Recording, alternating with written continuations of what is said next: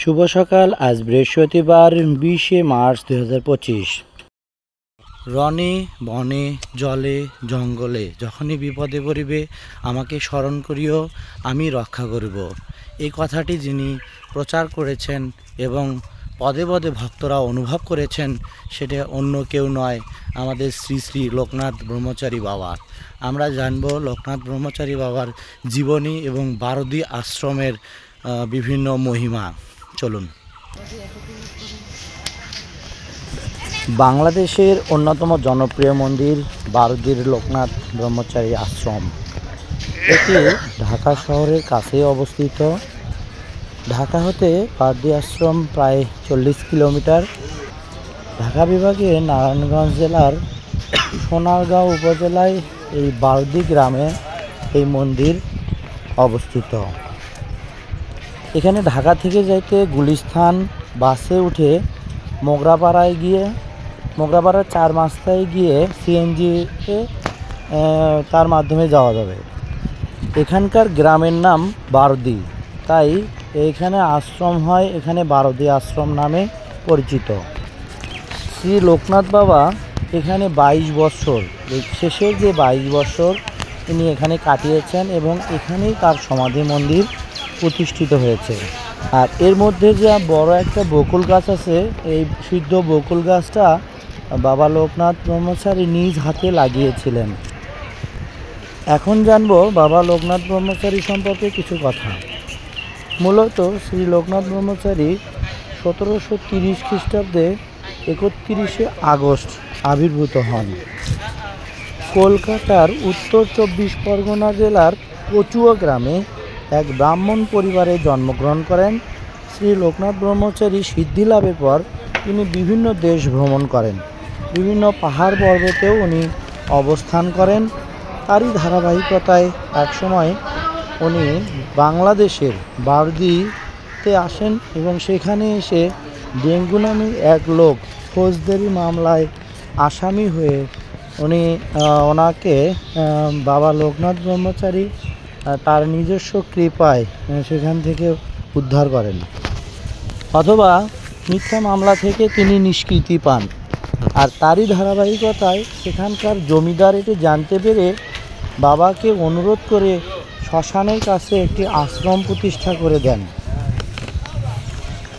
ভক্ত সমাগম দিন দিন সেখানে বাড়তে থাকে এবং সেখানকার মহিমা দিন দিন প্রস্ফুটিত হয়।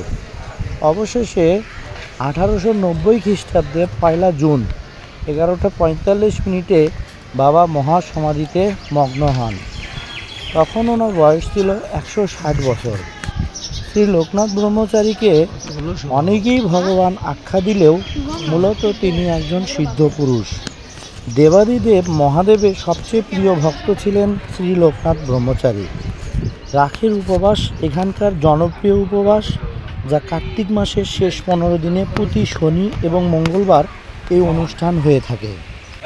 সনাতন ধর্মের রীতি অনুযায়ী কার্তিক মাস হচ্ছে 12 মাসের মধ্যে অত্যন্ত মহিমান্বিত মাস এবং কার্তিক মাসের অপর নাম হচ্ছে দামোদর মাস। এই মাসে ভগবান কৃষ্ণ অত্যন্ত খুশি হন। এই মাসটা তার কাছে অত্যন্ত জনপ্রিয়। এই মাসে প্রদীপ প্রজ্বলনের মাধ্যমে এই ব্রত শুরু করেন ভক্তরা। এই মাসে বিভিন্ন মন্দিরে প্রদীপ প্রজ্বলন করা হয়। এরই ধারাবাহিকতায় লোকনাথ মন্দিরে রাখের উপবাস উপলক্ষে লক্ষ লক্ষ ভক্ত প্রদীপ প্রজ্বলন করে থাকে। ঠিক এই জন্যই গত কার্তিক মাসে দেখেছি গোবিন্দগঞ্জে লোকনাথ মন্দিরে 1 মাস ব্যাপী শ্রীহরি নাম গুণকীর্তন ও প্রদীপ প্রজ্বলন করা হয়েছে এবং আগামীতেও এটা চলতেই থাকবে। এই মন্দিরের ভিতরে আছেন বাবার সমাধি মন্দির এবং সমাধি মন্দিরে প্রতি বছর 19শে জ্যৈষ্ঠ লোকনাথ ব্রহ্মচারী বাবার তিরোধান উৎসব পালিত হয়। এই দিনে অনেক বড় আয়োজন এবং মেলা বসে। এতে বিভিন্ন দেশ থেকে ভক্তরা আসে।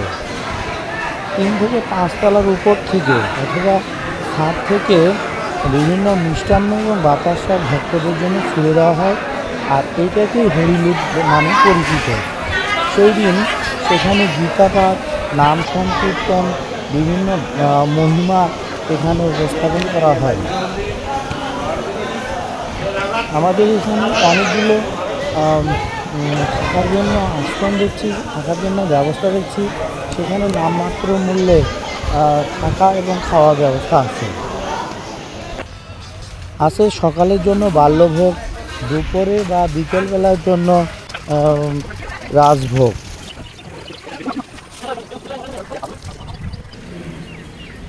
এখানে প্রসাদ পেয়ে হাত ধোয়ার জন্য প্রায় 200 জন মানুষ একসাথে হাত ধুতে পারবেন। আর এখানে হলো প্রসাদ প্রায় 1000 থেকে 1500 মানুষ প্রসাদ পেতে পারবেন নির্বিঘ্নে।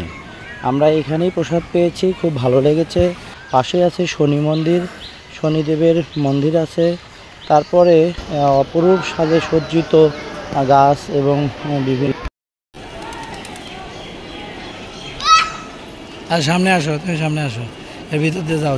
সুদাম যাও, ভিতর দিয়ে যাও।